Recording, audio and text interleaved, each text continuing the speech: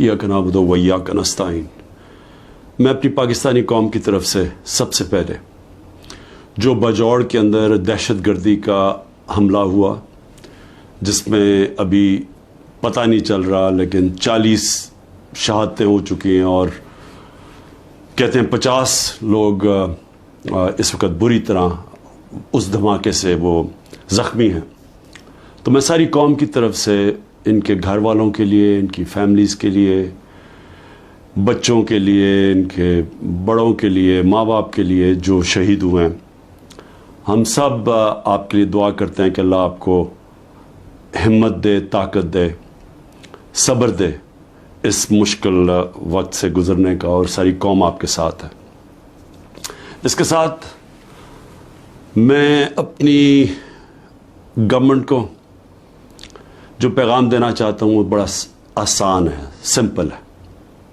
पैगाम यह है कि जब सारी आपकी resources, intelligence agencies, security forces, उनका सिर्फ एक ही मकसद हो कि मुल्क की सबसे बड़ी जमात, उसको किसी ना किसी तरह ख़त्म किया जाए, हर किस्म के उनके ऊपर केसेस किए जाएं, उनको जेलों में डाला जाए, उनके घरों के ऊपर हमले किए जाएं, उनके लिए उनके रिश्तेदारों का पता चलवाओ, उनकी बिजनेसेस बंद करो और किसी ना किसी तरह इनको ख़त्म करो। जब एक हुकूमत का सारी तवज्जो इधर आ जाती है तो वो कैसे, जो नज़र आ रहा है कि दहशतगर्दी बढ़ती जा रही है, वो कैसे इसका मुकाबला करेगी। देखिए, हमें एक अल्लाह ने सुनहरी मौका दिया था जब अफगान गवर्नमेंट गिरी और जो नई हुकूमत तालिबान की आई, तो हमारे पास एक सुनहरी मौका था कि हम इस दहशतगर्दी के ऊपर पूरी तरह काबू पा जाए। क्योंकि हमारा सबसे बड़ा क्या था कि जी, गनी हुकूमत के दौरान 3 डिफरेंट दहशतगर्द ग्रुप्स पाकिस्तान में वारदात करते थे। एक था दाइश या आईएसएल, दूसरी टीटीपी, और तीसरा था जो बलोच के लिबरेशन बीएलए। तो हम उनसे बड़ी कोशिश करते थे लेकिन कोई हमारी मदद नहीं करते थे। तो तालिबान जब गवर्नमेंट आई तो याद रखें कि पाकिस्तान वाहिद मुल्क था जिनके सबसे बेहतरीन ताल्लुकात थे तालिबान से, क्योंकि पाकिस्तान ने दुआ की, टॉक्स करवाई, अमेरिकनों को इनके साथ बैठाया, तो सबसे करीब तो हम थे। तो असूलन तो हमें सीधी तौर उसका फ़ायदा उठाना चाहिए था, और ये जो ट्रांजिशन थी जिसमें वो हमारी मदद करने के लिए तैयार थे कि जो टीटीपी को यहाँ सेटल करना था उसमें हम पूरी तरह तवज्जो देते, उनका बंदोबस्त करते कि जब वो यहाँ आना था उस मसले को वहाँ हल करते, और अफगान गवर्नमेंट पूरी तैयार थी मदद करने के लिए। लेकिन तवज्जो वहाँ से हट गई, गवर्नमेंट जैसी हमारी गई वहाँ से तवज्जो हट गई, और उसके बाद आहिस्ता आहिस्ता हम देखते आ रहे हैं कि ये दहशतगर्दी बढ़ती जा रही है।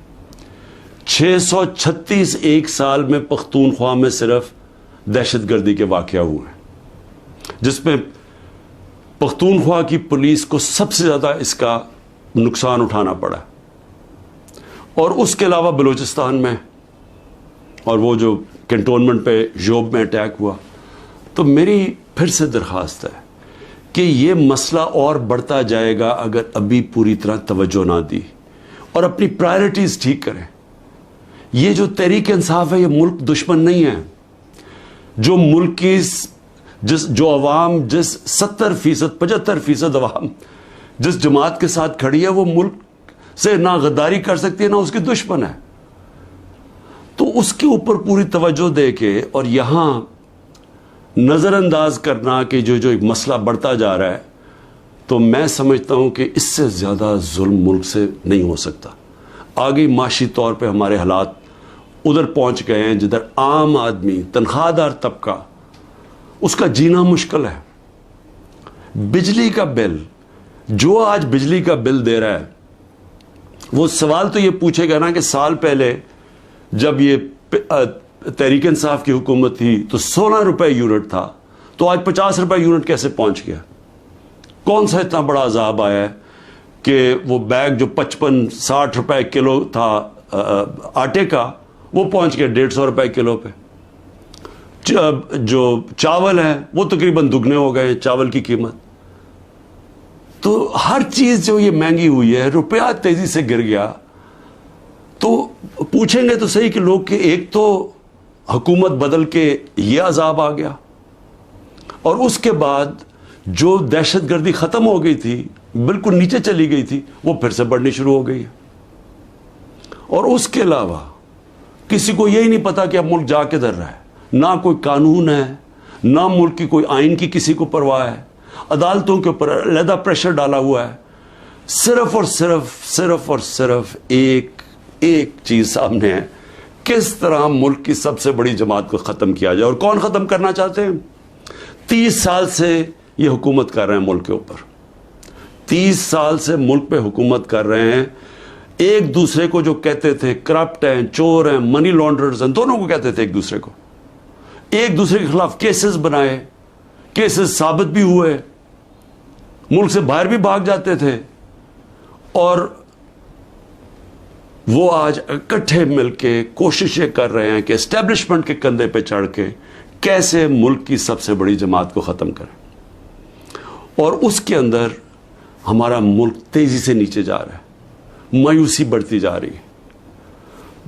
جب 12 لاکھ پاکستان کے پروفیشنلز ملک چھوڑ کے چلے جائیں, یہ پیسے سے زیادہ, یہ جو ہمارا ڈالر باہر نکلا ہے, کیونکہ یہ اپنے ڈالرز بھی لے کے گئے ہوں گے نا, تو جو ڈالرز باہر جا رہے ہیں وہ علیحدہ چیز ہے. لیکن جو برین ڈرین ہوئی ہے, جو آپ کے وہ لوگ جو کہ سب سے زیادہ معاشرے کی اٹھانے میں ان کا ہاتھ ہوتا ہے, پروفیشنلز کا, وہ جب ملک چھوڑ کے جا رہے ہیں, بزنس مین وہ ملک چھوڑ کے جا رہے ہیں, جو آپ کے ڈاکٹرز ہیں ہاسپٹلز میں, جو اسپیشلٹیز کے اندر جو ڈاکٹرز ہیں, جو اسپیشلسٹ ہیں, جب وہ ملک چھوڑ کے جا رہے ہیں, تو مجھے بتائیں ملک کا کیا مستقبل ہے. اور وہ اسی لیے ہے کہ کسی کو سمجھ ہی نہیں آ رہی ملک جا کدھر رہا ہے, کہ ایک پارٹی کو ختم کرتے کرتے سارے ملک کے ادارے تباہ کر دیے. کسی ادارے کے اوپر لوگوں کو اس وقت اعتماد نہیں ہے. ایف آئی اے کو تو لگایا ہوا ہے کہ جی کسی نہ کسی طرح پکڑو عمران خان کو اور یہ پی ٹی آئی کی لیڈرشپ کو, کسی طرح سائفر پہ پکڑ لو. یہ نہیں پتا کہ سائفر جتنی سائفر پہ بات ہوتی ہے تو ساری انگلیاں ان کے اوپر آتی ہیں. یہ جو آج اقتدار میں بیٹھے ہوئے ہیں, یہ ساری انگلی ان کے اوپر اٹھتی ہے. اور اب تو نون لیگ کے ڈیفنس منسٹر نے بھی کہہ دیا ہے کہ جنرل باجوہ نے تو ہمیں پہلے سے بتا دیا تھا کہ میں یہ گورنمنٹ گرانے لگا ہوں. اس نے تو یہ کہا ہے کہ اگر کرونا نہ آتا تو یہ تو 1 سال کے اندر گورنمنٹ گر گئی تھی ہماری, اور پنجاب تو وہ پہلے گرانا چاہتے تھے. اس کے بعد کہتے تھے تم سینٹر بھی لے لو. یہ نہیں کہ اس نے ڈیفنس منسٹر نے یہ جو بات کی ہے, ہمیں تو یہ پتہ ہی تھا کہ یہ ہو کیا رہا ہے, سازش ہوئی ہے. میں تو کہتا جا رہا تھا, اور سازش ڈیلے ہو گئی. 2 سال اگر کرونا کے نہ آتے تو اس کے وہ بھی کہتا ہے کہ گورنمنٹ پہلے چلی جانی تھی. تو ہمیں تو یہ پتا تھا کہ سازش ہوئی ہے. لیکن یہ بھی ایک اور سوال اب اٹھتا ہے کہ کیسے کوئی آدمی جو گریڈ 22 کا ایک آفیسر ہے, کیسے وہ کس فورم پہ فیصلہ کرتا ہے کہ کون سی حکومت رہنی چاہیے, کون سی جانی چاہیے. کیا بند کمرے میں اتنا بڑا فیصلہ ہونا چاہیے جس کی اتنی بڑی قیمت قوم ادا کر رہی ہے. آج جدھر ہم پہنچ گئے ہیں, آج پاکستان کے حالات ہیں, اندر سے لوگ باہر جا رہے ہیں اور باہر سے لوگ پاکستان کو اب کس طرح دیکھ رہے ہیں. تو جب اس طرح کے حالات ہوں, کیا ملک کو صرف یہی کام کرنا چاہیے کہ کسی نہ کسی طرح جو عوام کی آواز بند کی جائے. پہلے الیکشن اناؤنس ہوئے 14 مئی کو, پنجاب کے الیکشنز کانسٹیٹیوشن کے مطابق. سپریم کورٹ آرڈر کرتا ہے, گورنمنٹ مانتی نہیں ہے. اسی وقت مجھے ویسے افسوس سے کہنا پڑتا ہے کہ سپریم کورٹ کو اس وقت اپنی ریٹ قائم کرنی چاہیے تھی.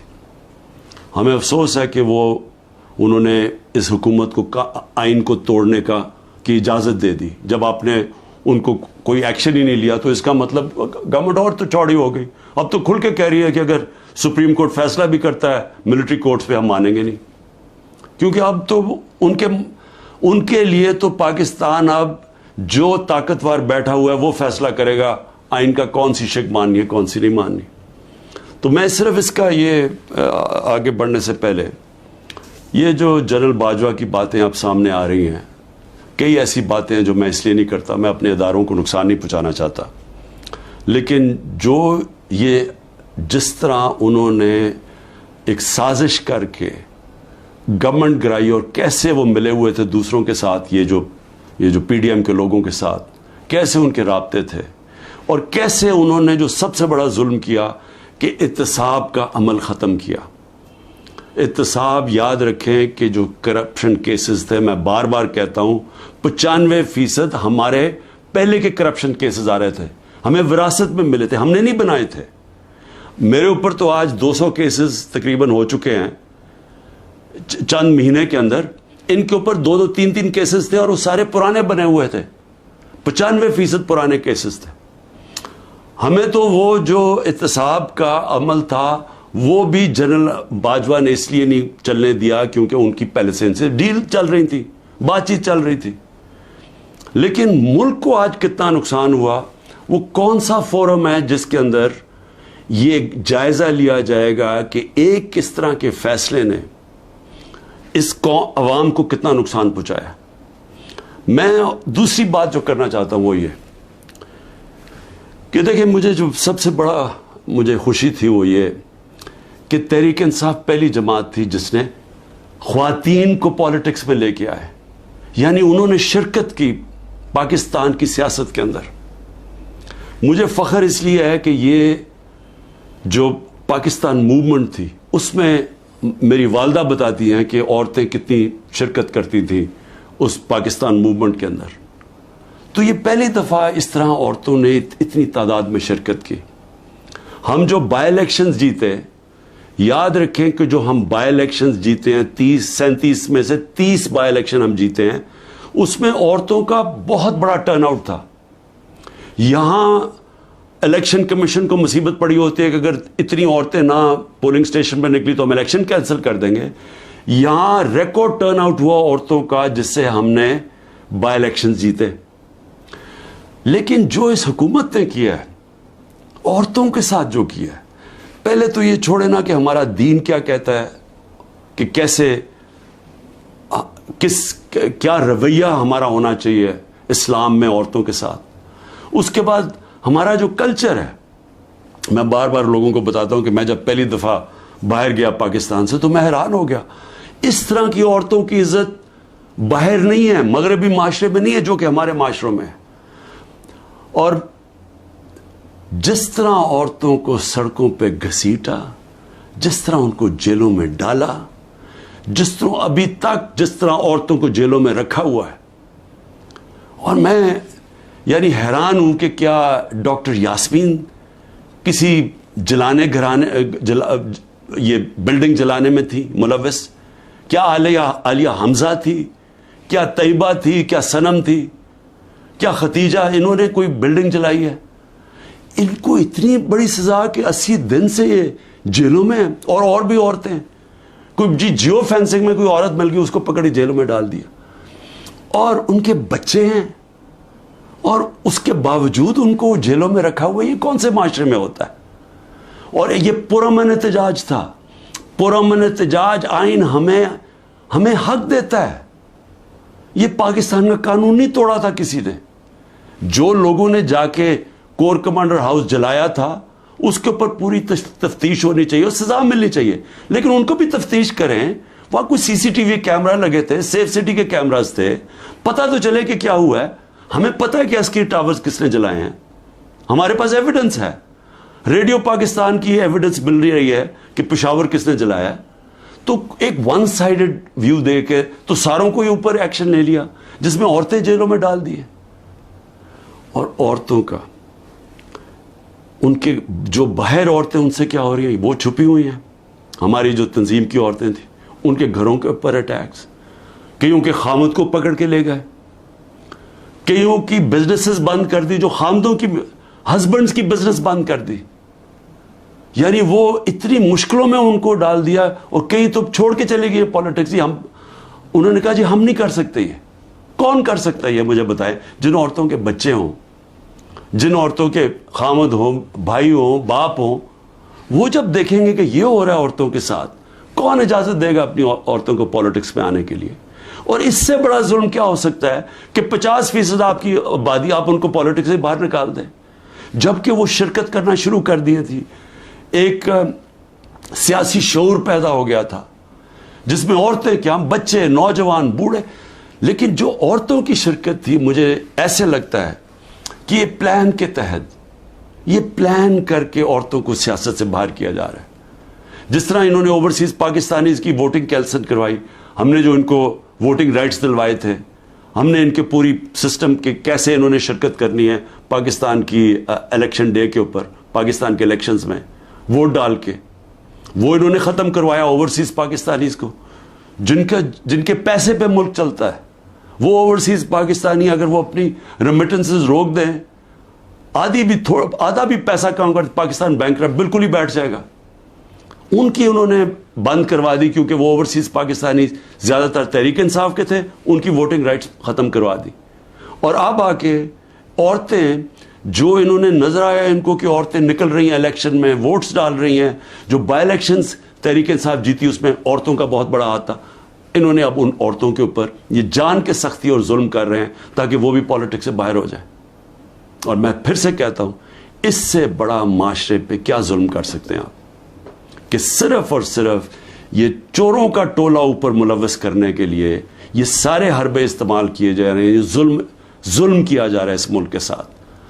اور میں، کیونکہ عاشورہ بھی ختم ہوا ہے، میں صرف اپنی قوم سے ایک بات کہنا چاہتا ہوں.